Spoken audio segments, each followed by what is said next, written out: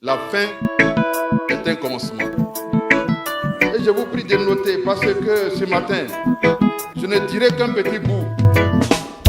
Le grand bout est encore à découvrir. Fini, c'est commencer. Commencer, c'est chercher à finir. Je ne sais pas si on se comprend. On se comprend. Mais si on doit finir, il faut bien finir. Donc je résume, finir, c'est commencer. Deux notions qui apparaissent dans ce bout de phrase, le début et la fin. Ici apparaît le chiffre 2. Certains diraient le nombre 2. La différence entre le chiffre et le nombre, c'est que le chiffre est mécanique, mathématique. Le nombre est philosophique et directif. Voici la différence. C'est entre nous. Ici apparaît le chiffre 2. Ici apparaissent aussi deux points. Le point du début et le point de la fin. Entre les deux points du début et de la fin, il y a tout un monde, un paysage, j'allais dire une géométrie. Il y a des couleurs, il y a des sentiments, il y a des actions, il y a des états d'âme, il y a des résultats. On se comprend toujours, non? Je peux continuer. Entre les deux points, il y aura la souffrance. Il y aura des souffrances. Mais il y aura aussi des joies. Mais il y aura surtout la joie. Des joies et la joie, c'est pas pareil. On se comprend toujours, non? Très bien. Vous allez vivre des dualités. Les dualités. J'ai dit des dualités. Les dualités. Et vous allez vivre la dualité de la vie. On se comprend toujours. Donc je continue. Il y aura donc la souffrance et la joie.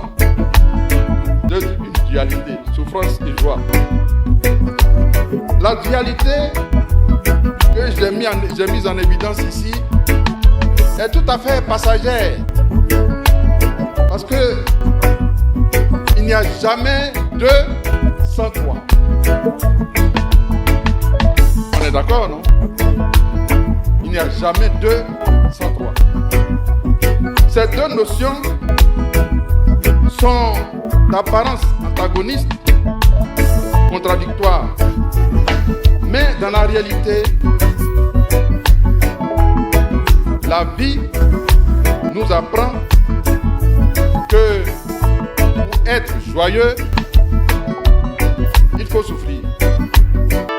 Pour être joyeux, il faut souffrir. C'est-à-dire, il faut souffrir dans le travail. Je n'ai pas dit au travail, j'ai dit dans le travail.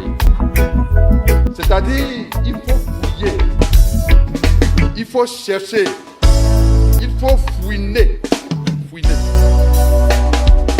Il faut creuser, recreuser. Plus vous souffrirez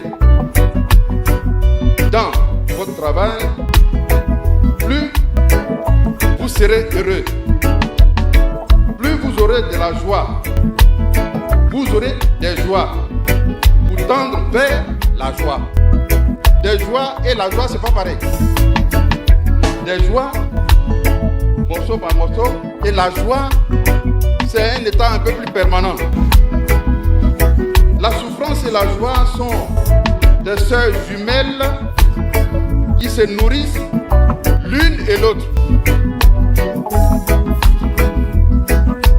Je vais expliquer. consumer la souffrance, vous augmentez la joie. Il est recommandé de souffrir dans le travail. Je n'ai pas dit au travail, hein. Dans le travail. Pour être en harmonie avec soi. Bon, si on est en harmonie avec soi, c'est-à-dire que si nous rentrons en nous-mêmes, nous devenons un avec nous-mêmes. Et c'est là que se cache Dieu, le Créateur. Il se cache en nous-mêmes. Donc, dans la souffrance, ou dans les souffrances passagères, dans le travail, je n'ai pas dit au travail, je dis dans le travail, en réalité, on va chercher Dieu qui est caché en nous. Parce que pour les grands sages, travailler, c'est prier. C'est un secret que je vous livre. Travailler, c'est prier. Parce que quand vous travaillez, vous n'avez pas le temps de critiquer les autres. Vous n'avez pas le temps d'attendre que les autres viennent vous aider. Vous travaillez et vous cherchez. Donc vous priez. Travailler, c'est prier. Retenez cette phrase. Pour avoir la paix en soi. Avoir la paix avec Dieu. Prenez tout ce que je viens de dire comme des matériaux grossiers. Il faut aller maintenant polir ce que je viens de dire, nettoyer, chercher, pêcher, repêcher. Vous allez trouver le secret.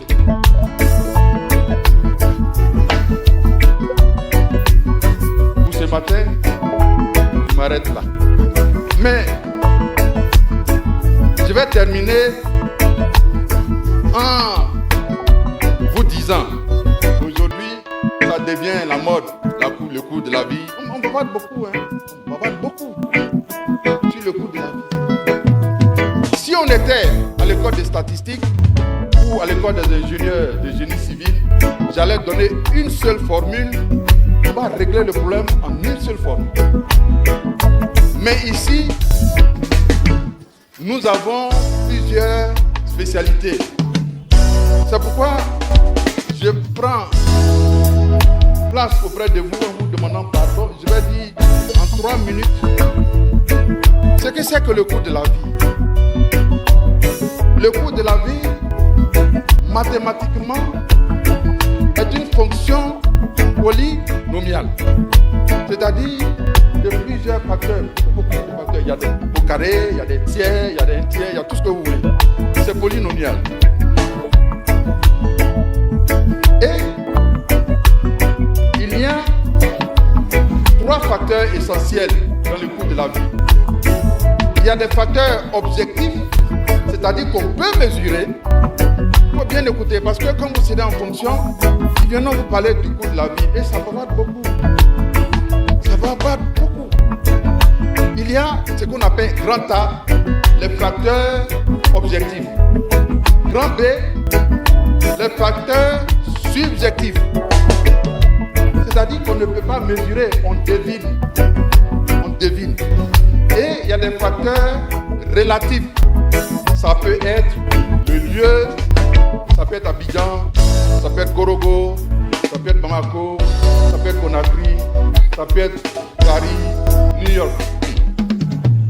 Les amis, ces 3 facteurs-là, ce qui va faire la différence, ce sont les coefficients d'intérêt que vous allez affecter à chacun de ces facteurs.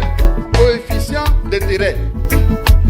Mais si vous donnez un intérêt trop grand à des facteurs subjectifs, votre résultat ne sera pas le même que si vous donnez un coefficient très grand à des facteurs subjectifs ou relatifs ou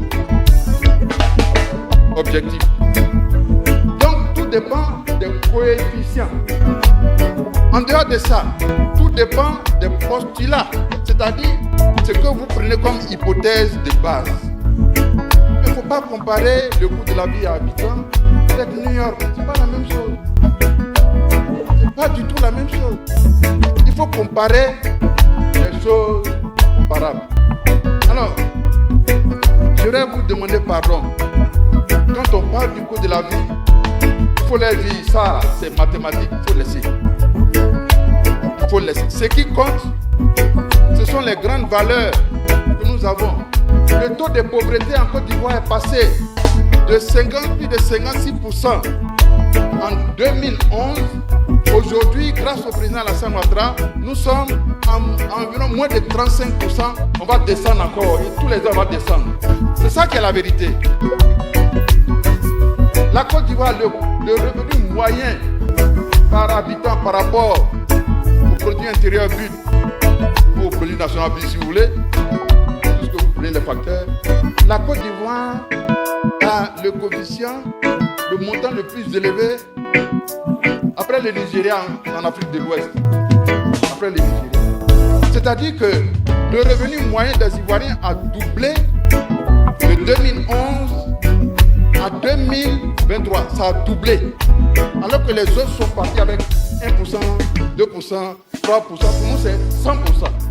Ça a doublé. C'est-à-dire qu'on est devenu plus riche qu'avant. Je voulais faire cette petite remarque pour que vous fassiez très attention. Dans la vie, il ne faut pas se jeter sur tout ce qu'on lit ou dire ah j'ai lu ici donc c'est vrai. Il faut avoir discernement.